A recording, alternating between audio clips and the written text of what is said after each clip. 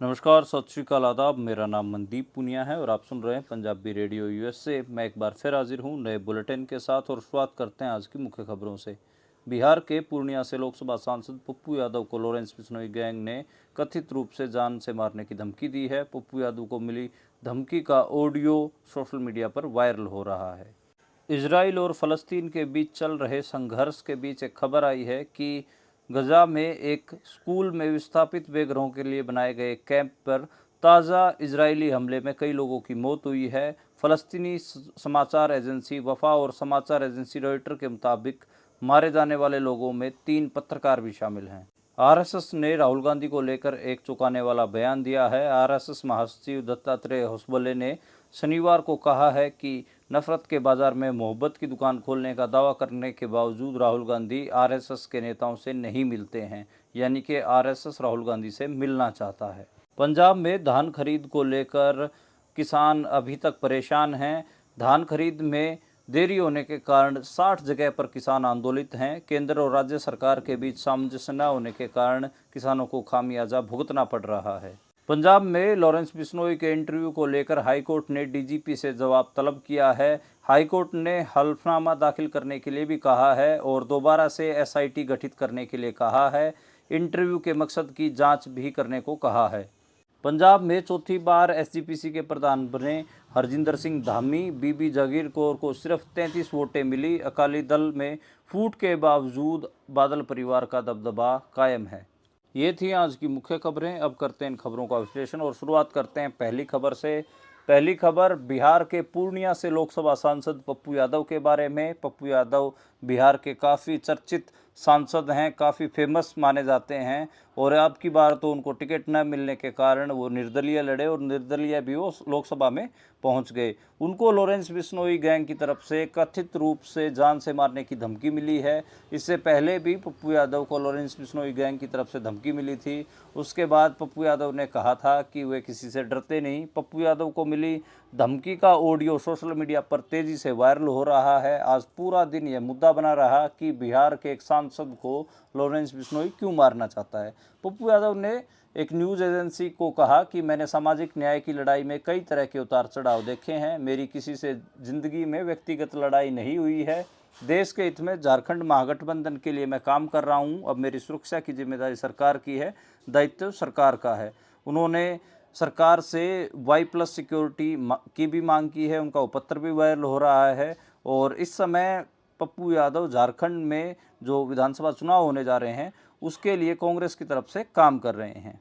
अगली खबर की ओर बढ़ते हैं और अगली खबर झारखंड से ही। और झारखंड के जो विधानसभा चुनाव होने जा रहे हैं 2 चरणों में होंगे, 13 नवंबर और 20 नवंबर को। 23 नवंबर को परिणाम आएंगे। एक हिसाब से 15 दिन ही जो विधानसभा चुनाव हैं झारखंड के वो रह गए हैं और ऐसे में हेमंत सोरेन और बिहार के पूर्व उप मुख्यमंत्री तेजस्वी यादव ने वहाँ पर एक रैली आयोजित की है झारखंड में और दोनों ने कहा है कि जो आदिवासी, पिछड़ा और अल्पसंख्यक हैं वो एक बड़ा अलायंस बना रहे हैं और दूसरी तरफ जो पूंजीपतियों की पूरी जमात है वो खड़ी है और बीजेपी पूंजीपतियों की पार्टी है। इस किस्म के आरोप अखिलेश यादव, तेजस्वी यादव और हेमंत सोरेन ने लगाए हैं। हेमंत सोरेन के बारे में मैं पहले भी इस बुलेटिन में आप तक खबरें पहुंचाता रहा हूं। उनको जेल भी हो गई थी, अब वो बाहर आए हैं और वो झारखंड मुक्ति मोर्चा पार्टी के अध्यक्ष भी हैं और झारखंड के मुख्यमंत्री भी हैं। झारखंड को किसी भी हालत में बीजेपी दोबारा से रिटेन करना चाहती है, मतलब छीनना चाहती है एक हिसाब से, और हेमंत सोरेन को जीतना नहीं देना चाहती है। तो देखना होगा कि ये चुनाव किस तरफ जाता है। 13 नवंबर को पहला दौर और दूसरे में 20 नवंबर को और 23 नवंबर को परिणाम आ जाएंगे। अगली खबर की ओर बढ़ते हैं और अगली खबर इंटरनेशनल खबर है। हमास ने दावा किया है कि गजा के एक स्कूल में विस्थापित बेघरों के लिए बनाए गए एक कैंप पर ताज़ा इजरायली हमले में कई लोगों की मौत हुई है। हालांकि अभी तक हमले में मारे गए लोगों की सही संख्या के बारे में जानकारी हासिल नहीं हो पाई है। गजा में हमास की नागरिक सुरक्षा एजेंसी ने मैसेजिंग ऐप टेलीग्राम पर एक संदेश जारी करते हुए कहा कि हमले में मारे गए और घायल हुए कई लोगों का पता चल गया है, जबकि दूसरे लोगों की तलाश जारी है। फ़लस्तीनी समाचार एजेंसी वफा और समाचार एजेंसी रॉयटर्स के मुताबिक मारे जाने वाले लोगों में 3 पत्रकार भी शामिल हैं। इधर इस बीच संयुक्त राष्ट्र संघ के महासचिव एंटोनियो गुतेरेस ने भी उत्तरी गजा में बड़े पैमाने पर हो रही मौतों पर अपनी चिंता जाहिर की है। उन्होंने अपने एक बयान में कहा है कि गजा में लोगों को खाने और आश्रय की कमी का सामना करना पड़ रहा है। इसको लेकर संयुक्त राष्ट्र चिंता जाहिर कर रहा है। आरएसएस महासचिव दत्तात्रेय हसबोले लगातार राहुल गांधी को लेकर कई बयान दे चुके हैं। उनके एक ताज़ा बयान से कंट्रोवर्सी खड़ी हो गई है। उससे ऐसा लग रहा है कि आरएसएस राहुल गांधी से मिलने में इंटरेस्टेड है, लेकिन राहुल गांधी नहीं मिल रहे हैं। आरएसएस महासचिव दत्तात्रेय हसबोले ने शनिवार को कहा था कि नफरत के बाजार में मोहब्बत की दुकान खोलने का दावा करने के बावजूद राहुल गांधी संघ के नेताओं से नहीं मिलते हैं। और इसमें यही लगा कि आरएसएस ऐसा क्यों मानता है कि हर कोई नेता देश का वो उनसे आके मिले। आरएसएस शायद ये सोचने लग गया है कि अब आज के भारत के लिए इतना महत्वपूर्ण हो गया कि किसी को अपना जीवन सुगम करने के लिए उसके दरबार में हाजिरी लगाना अनिवार्य है। और यह तो आज सब कहते हैं कि आपको उद्योग धंधा लगाना हो या कोई व्यवसाय करना हो, कोई बिजनेस करना हो, तो आप आरएसएस में जाइए और आरएसएस का आशीर्वाद लीजिए। लेकिन राजनेता जो अलग अलग पार्टियां हैं, खासकर वे पार्टियां जो सेकुलर पार्टियां हैं, उनको आरएसएस के दरबार में जाकर हाजिरी मारने की मेरे को लगता है कि कोई ज़रूरत नहीं है। अगर राहुल गांधी जाते हैं तो उनकी कमज़ोरी साबित होगी। इंदिरा गांधी ने भी आरएसएस से मुलाकातें की थी और उसकी ठीक ठाक क्रिटिसिज्म होता है। आज भी आलोचना होती है इंदिरा गांधी की, वो आरएसएस के साथ उसने सेटिंग कर ली थी। 1977 में कहा जाता है कि 1977 और 1980 के बीच जो इंदिरा गांधी थी, उन्होंने अपने संबंध सुगम कर लिए थे आरएसएस के साथ, और 1980 के चुनावों में इंदिरा गांधी का साथ भी आरएसएस ने दिया था। पंजाब में धान की खरीद न होने की वजह से 60 जगह पर किसान आंदोलन कर रहे हैं। केंद्र और राज्य सरकार के बीच सामंजस्य न होने का खामियाजा किसानों को भुगतना पड़ रहा है। इसको लेकर मैं पंजाब में कई दिन फिरा और एक छोटी सी रिपोर्ट आप लोगों के लिए तैयार की है। सुनिए मेरी रिपोर्ट। मैं पंजाब के पटियाला ज़िले के वजीदपुर गांव में पहुंचा। वहां पर मुझे किसान सुखबीर सिंह जो कि पिछले 10 दिनों से परेशान हैं, उनसे मेरी मुलाकात हुई। उनके गांव के पास पड़ने वाली महमूदपुर दाना मंडी में उनके 7 एकड़ की फसल पड़ी हुई है, लेकिन कोई खरीद नहीं रहा। फसल की खरीद क्यों नहीं हो रही है, उन्हें इसका कारण अब तक नहीं पता है। वह बताते हैं अब की बार जो सुखबीर सिंह है, उन्होंने मुझे बताया अब की बार बड़ा दुखी कर दिया है। कोई आकर फसल में नमी बता देता है, तो कोई कहता है कि सेलर वाले के पास रखने की जगह नहीं है, तो कोई कह देता है कि अब की बार धान नहीं बिकेगा। मेरे जैसे किसानों ने 25 अक्टूबर को इस मंडी के सामने वाली पटियाला संगरूर सड़क को भी जाम किया। अधिकारी आए, जाम खुलवाया, आश्वासन देकर चले गए, लेकिन अभी भी मेरी धान की फसल मंडी में पड़ी हुई है। सुखबीर की तरह ही पंजाब के ज़्यादातर किसान धान की खरीद न होने से परेशान हैं। पंजाब में धान की खरीद 1 अक्टूबर से शुरू हो गई थी, लेकिन शुरुआत से ही यह बहुत धीमी है। धान खरीद की गति धीमी होने के कारण पंजाब की मंडियों में किसानों के धान से एक हिसाब से बाढ़ आई हुई है और धान से मंडियां लबालब भरी हुई हैं। किसानों को यह समझ आ गया था कि कोई तो गड़बड़ है। 15 दिन बीत जाने के बाद कई मंडियों में किसानों ने कई छुटमुट प्रदर्शन भी किए, लेकिन कोई बात नहीं बनी। वजीदपुर गांव के सतवंत सिंह ने मुझे बताया 10 अक्टूबर के बाद कोई ऐसा दिन नहीं है जब धान खरीद के लिए किसानों ने आंदोलन ना किया हो। पहले लोकल लेवल पर हो रहे थे और अब पिछले 10-15 दिनों से तो पूरे पंजाब स्तर पर आंदोलन हो रहे हैं। किसानों ने 48 घंटे के लिए पंजाब के सभी टोल प्लाजे भी फ्री करवा दिए थे, लेकिन उसके बाद भी मामला हल नहीं हुआ। तो अब किसानों ने अनिश्चितकालीन तौर पर, जब तक धान की खरीद पूरी नहीं हो जाती, तब तक पंजाब के टोल प्लाजे फ्री रखने का फैसला लिया है। अस्थायी तौर पर कई रोड भी जाम करके देखे हैं, लेकिन बात नहीं बन रही है। अभी पंजाब में करीब 8 जगहों पर पक्के मोर्चे चल रहे हैं। दरअसल पंजाब में आई धान खरीद की समस्या के 4 स्तर हैं: सरकार, सेलर मालिक, आड़ती और किसान।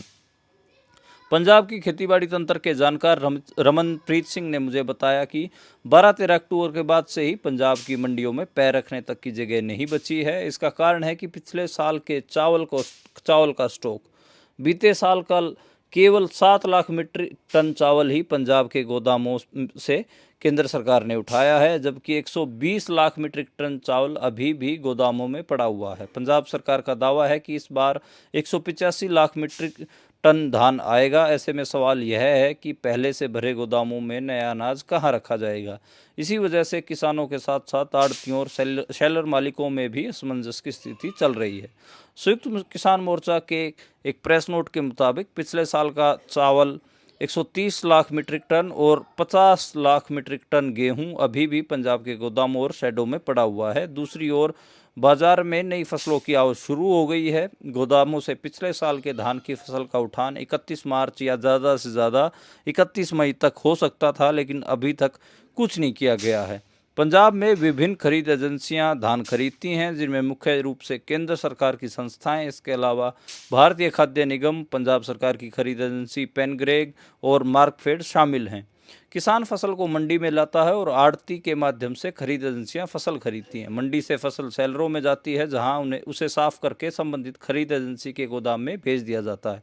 इसके एवज में सेलर मालिकों को प्रति क्विंटल 10 रुपये मिलते हैं। इसलिए यह मामला आड़ती और सेलर से भी जुड़ा हुआ है। सेलर मालिकों का कहना है कि पंजाब में केंद्र सरकार के गोदाम अनाज से भरे हुए हैं, इसलिए नई फसल रखने की जगह नहीं है। ऐसा करने से सेलर मालिक मंडियों में पड़े धान को सेलरों तक नहीं ले जा पा रहे हैं। धान का उठान नहीं होने का असर खरीद व्यवस्था पर भी पड़ रहा है। आड़ती एसोसिएशन भी अगस्त महीने से गोदामों से भरे अनाज को उठाने के लिए आवाज़ उठा रही है। पंजाब के मालवा इलाके में खेतीबाड़ी पर काम करने वाले नवकिरण पत्ती ने तंत्र पर अव्यवस्था का आरोप लगाते हुए बताया, मंडी में धान की खरीद में दिक्कतों से जूझ रहे किसानों को राहत देने के लिए ठोस कदम उठाने की बजाय केंद्र और राज्य सरकारें एक दूसरे के खिलाफ सिर्फ आरोप लगा रही हैं। दोनों में समन्वय की कमी साफ नजर आ रही है, जिससे किसानों का एक बड़ा वर्ग एमएसपी से कम कीमत पर धान बेचने के लिए मजबूर हो रहा है। हालांकि इस मामले में मुख्य जिम्मेदारी केंद्र सरकार की है, लेकिन राज्य सरकार की जिम्मेदारी भी कम नहीं बनती है, क्योंकि पंजाब ने पिछले 1 साल में इस मामले को केंद्र सरकार के सामने ईमानदारी से रखने का प्रयास नहीं किया। इसलिए राज्य सरकार की जिम्मेदारी भी बनती है। किसान मजदूर मोर्चा के नेता स्वर्ण सिंह पंधेर ने कहा कि केंद्र जानबूझकर पंजाब के भंडारों में अनाज नहीं उठा रहा है, जिसके कारण खरीद प्रक्रिया बहुत धीमी चल रही है। ऐसे हालात में पंजाब के किसानों के साथ साथ मजदूर, आड़ती और शेलर मालिकों को भी खामियाजा भुगतना पड़ रहा है। ये मैंने एक रिपोर्ट मोटा मोटी तैयार की थी और अब अगली खबर की ओर बढ़ते हैं। अगली खबर, पंजाब में लॉरेंस के इंटरव्यू पर हाई कोर्ट ने डीजीपी को तलब किया है। हाई कोर्ट ने लिखित में हलफनामा दाखिल करने के लिए भी कहा है, दोबारा से एसआईटी गठित करने के लिए कहा है और इंटरव्यू के मकसद की जांच करने के लिए भी कहा। पंजाब और हरियाणा हाई कोर्ट ने गैंगस्टर लॉरेंस बिश्नोई के जेल से इंटरव्यू मामले की आज सुनवाई की है। लॉरेंस के इंटरव्यू को लेकर हाई कोर्ट काफ़ी सख्त दिख रहा है। कोर्ट ने कहा कि पंजाब के डीजीपी हल्फनामा देकर बताएं कि उन्होंने पहले किस आधार पर कहा था कि लॉरेंस का इंटरव्यू पंजाब में नहीं हुआ। कोर्ट ने मामले को लेकर कई टिप्पणियां की हैं। साथ ही कोर्ट ने पूछा कि लॉरेंस को बार बार पंजाब क्यों लाया जा रहा है। इससे साफ है कि इंटरव्यू पुलिस की मिलीभुगत से हुआ। कोर्ट में दिए गए अपने जवाब में पुलिस ने कहा है कि इस मामले में अब तक डीएसपी स्तर के अधिकारियों पर ही कार्रवाई हुई है। कोर्ट ने पूछा कि एसएसपी के खिलाफ क्या कार्रवाई हुई है। वही कोर्ट ने मामले की जांच कर रही एसआईटी से पूछा कि आपने बताया है कि लॉरेंस का इंटरव्यू कहाँ हुआ, लेकिन इंटरव्यू का उद्देश्य अभी भी स्पष्ट नहीं है। ऐसे में कोर्ट आपको एक और मौका देता है। वहीं कोर्ट ने फिर से स्पेशल डीजीपी प्रबोध कुमार के नेतृत्व में एसआईटी गठित की है। एडीजीपी नीलाभ किशोर और एडीजीपी नागेश्वर राव इसके सदस्य होंगे। यह जांच आपराधिक साजिश और भ्रष्टाचार के एंगल पर भी होगी। मामले की अगली सुनवाई 25 नवंबर तय की गई है। पिछली सुनवाई पर कोर्ट ने इस मामले में मोहाली कोर्ट में चल रही सुनवाई पर रोक लगा दी थी, क्योंकि सुप्रीम कोर्ट के संज्ञान में आया था कि इस मामले में उन्हें सूचित किए बिना ही कैंसिलेशन रिपोर्ट दाखिल कर दी गई है। पंजाब पुलिस की तरफ से पहले इंटरव्यू के लिए जिम्मेदार अधिकारियों पर जो अधिकारी हैं उनके ऊपर कार्रवाइयां की गई हैं। इसमें डीएसपी से लेकर हेड कांस्टेबल रैंक तक के कई कर्मचारी अधिकारी शामिल हैं। इसमें DSP Gursher Singh, DSP Samarvneet, sub inspector Reena, sub inspector Jagatpal Jangu, sub inspector Shagandeep Singh, Mukhtiar Singh और हेड कांस्टेबल ओम प्रकाश शामिल हैं। जबकि दूसरे इंटरव्यू की जांच राजस्थान पुलिस कर रही है। गैंगस्टर के 2 इंटरव्यू वायरल हुए थे। एसआईटी की रिपोर्ट के मुताबिक पहला इंटरव्यू 3 और 4 सितंबर 2023 को हुआ। लॉरेंस उस समय पंजाब में सीआईए खरड़ में थे। दूसरा इंटरव्यू राजस्थान की जयपुर स्थित सेंट्रल जेल में हुआ है। लॉरेंस का पहला इंटरव्यू 14 मार्च 2023 को ब्रॉडकास्ट हुआ था। इसमें लॉरेंस ने सिद्धू मूसेवाला का कत्ल करवाने की बात कबूली थी।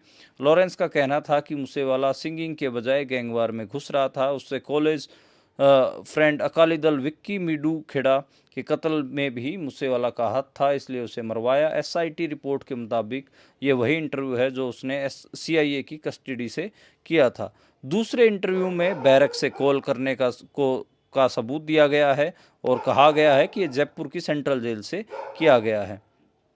अगली खबर की ओर बढ़ते हैं और अगली खबर पंजाब में चौथी बार एसजीपीसी के प्रधान बनने हरजिंदर सिंह धामी बन गए हैं। एसजीपीसी के इलेक्शंस के बारे में है अगली खबर।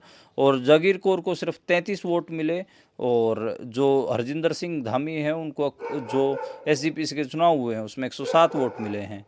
और इसी तरीके से जो बीबी जागीर कौर हैं वो चुनाव हार गई हैं। प्रधान बनते ही धामी ने आरएसएस, भाजपा और कांग्रेस पर सिख मामलों में दखलंदाजी का आरोप लगाया है। उन्होंने कहा कि इसमें आम आदमी पार्टी भी पीछे नहीं है, इनकी तरफ से भी सिखों के मामलों को उलझाया जा रहा है, सिखों के मामलों को भटकाया जा रहा है।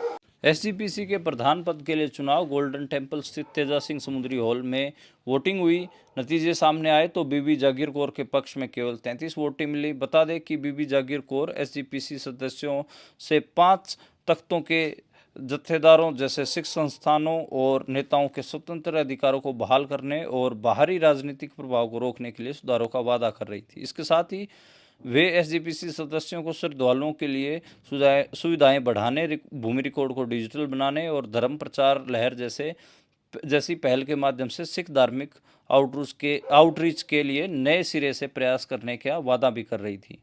11 एग्जीक्यूटिव सदस्य भी बनाए गए हैं। रघुजीत सिंह विर्क को सीनियर मीत प्रधान नियुक्त किया गया है और शेर सिंह मंड को जनरल सेक्रेटरी बनाया गया है। साथ ही 11 एग्जीक्यूटिव सदस्यों में बीबी हरजिंदर कौर, अमरीक सिंह, सुरजीत सिंह, परमजीत सिंह खालसा, सरदार सुरजीत सिंह गढ़ी, बलदेव सिंह कैंपुर, दलजीत सिंह भिंडर, सुखप्रीत सिंह रोडे, रविंदर सिंह खालसा, जसवंत सिंह, परमजीत सिंह रायपुर शामिल हैं।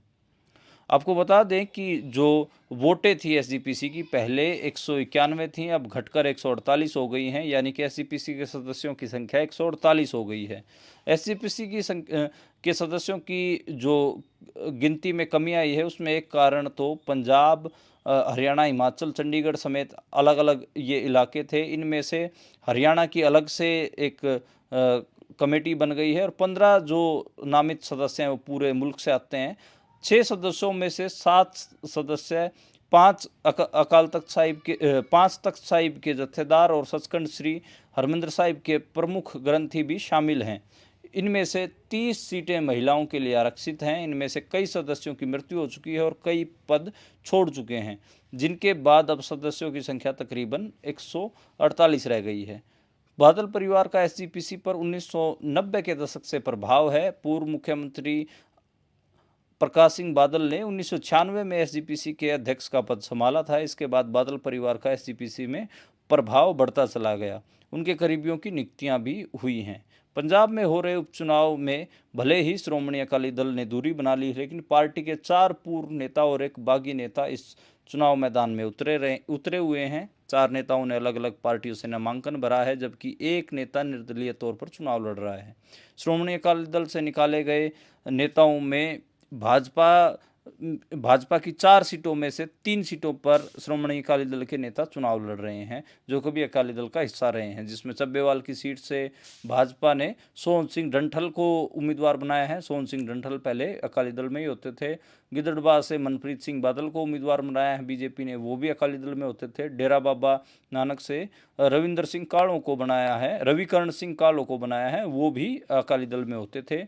और जो आम आदमी पार्टी से डिम्पी ढिल्लों चुनाव लड़ रहे हैं गिद्धड़बाह से, वो भी श्रोमणी अकाली दल में ही होते थे। अकाली दल ने बेशक से चुनाव का बायकॉट किया हो, लेकिन उनका असर इस 4 विधानसभा बाई इलेक्शंस में देखने को मिलेगा। आज के लिए इतना ही। कल दोबारा मुलाकात होगी नए बुलेटिन के साथ, नई खबरों के साथ। आप देखते और सुनते रहिए